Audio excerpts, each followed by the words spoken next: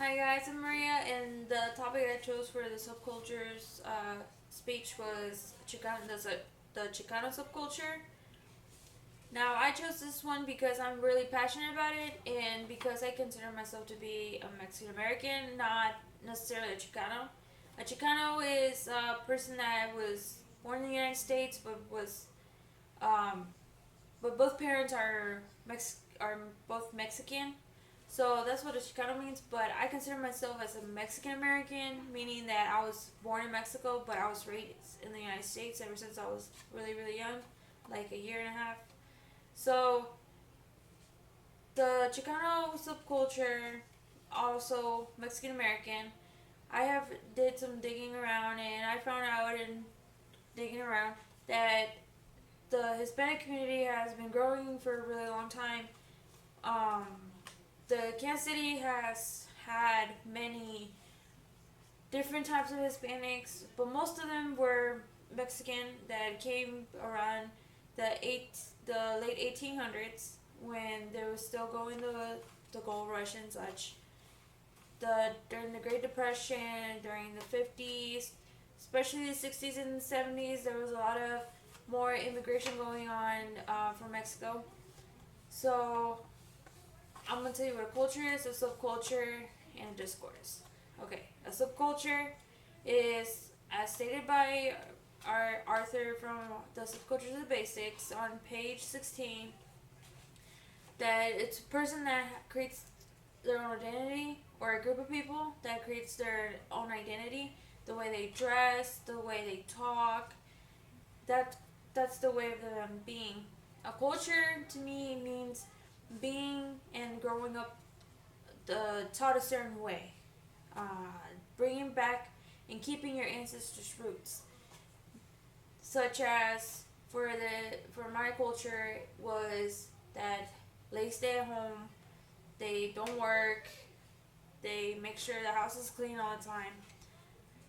That comes from my culture. I don't know about other cultures as much, but that I'm telling you right now, that's how I was raised, and I'll break the barriers because I work, I go to school, get educated. I'm not the different, the traditional, as you would say, but I still keep my ancestors' roots because I do clean my house a lot. Um, I babysit. I take care of my siblings.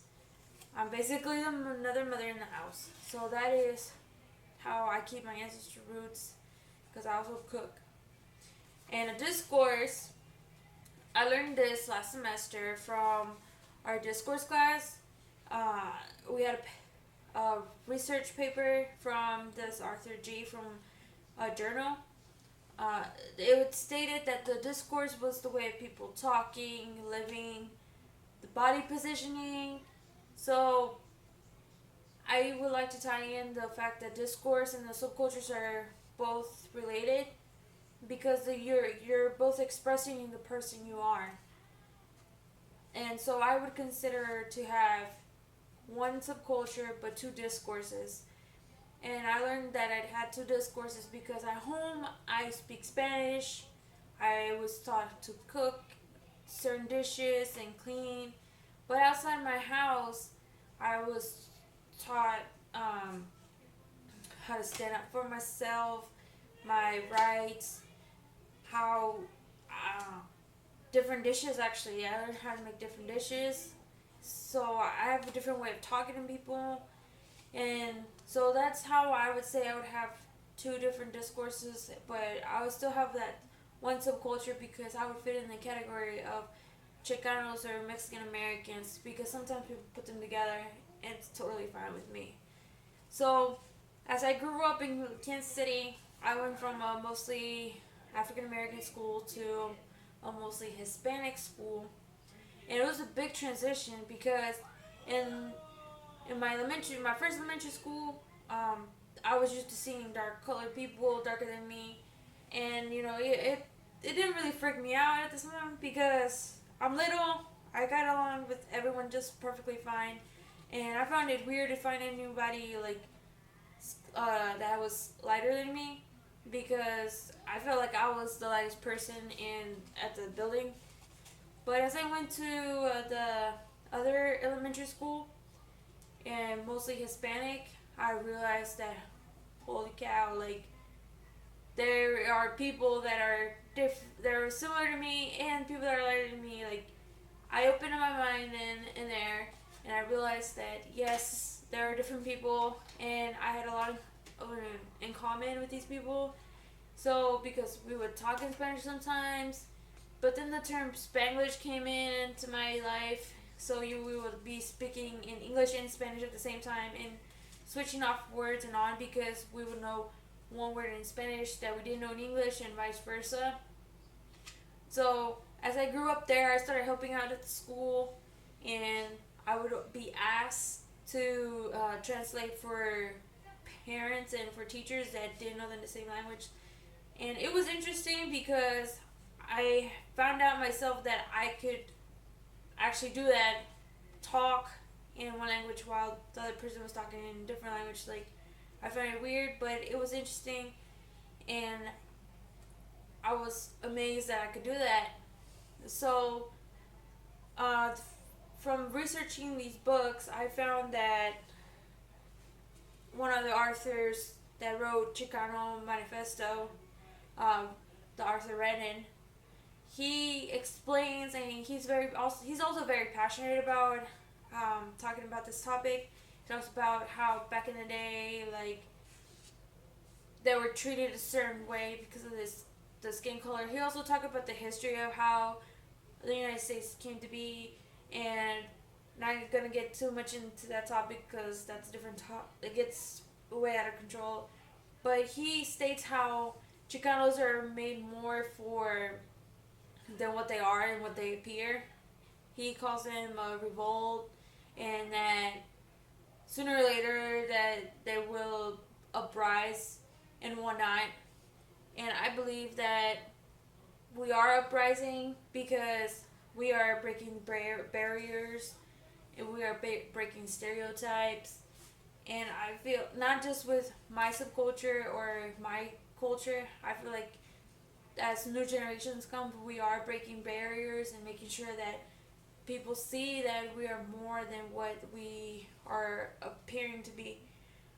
Um, and so I read another book, the Kansas City, um, the Kansas City's Hispanic, how the community, how it grew. We have the Guadalupe Center, El Centro, and the Hispanic Chambers of Commerce. These three corporations are really big in on Kansas City, Kansas, and Kansas City, Missouri side. They are all nonprofit organizations that help and have been helping throughout the years Hispanic families on whether it's finding healthcare, finding financial assistance, finding them jobs, helping with their children and raising them, and like other different types of services. I grew up with the Guadalupe centers. When I was younger, we would have our social worker come in all the time, make sure that I was learning, make sure I was eating right, and making sure that I got into school as soon as I turned 5 years old. And so I grew up with watching Sesame Street, watching Arthur, PBS, all those little shows that I started watching them before I even went to school. So by the time I got to school, like I knew my ABCs, I knew my numbers in English. So I picked it up pretty quickly, and I found out that talking to my other friends, they also did the same thing. But I also had those few friends that their parents taught them actually how to speak Spanish, and I have the majority of my friends that are Chicanos. Their parents didn't necessarily teach them how to speak Spanish at first.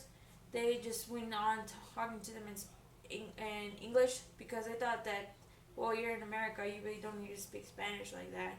But to this day, I learned that if you know more than one language, you have more opportunities. So every time I tell one of my Chicano friends, like, hey, yo, get into Spanish class, it helps a lot with your resume and whatnot. And there you go. So to tie everything together, Chicanos today society views them as being better people, but we're still not there yet. We are still having a lot of conflicts with different types of stereotypes and whatnot. And I found out that my coworkers are very like united and whatnot with learning about the cultures, and it amazes me how they help break barriers of stereotypes by actually learning things. And so what it means for me to be a Mexican American, it just means breaking stereotypes. It means me finding a way to make sure that we are not viewed as the minority of the minorities, making sure that we are like, hey, people, we're here to learn, we're here to work. We are making sure that we have a better country because our country is made up of immigrants and whatnot. So, thank you.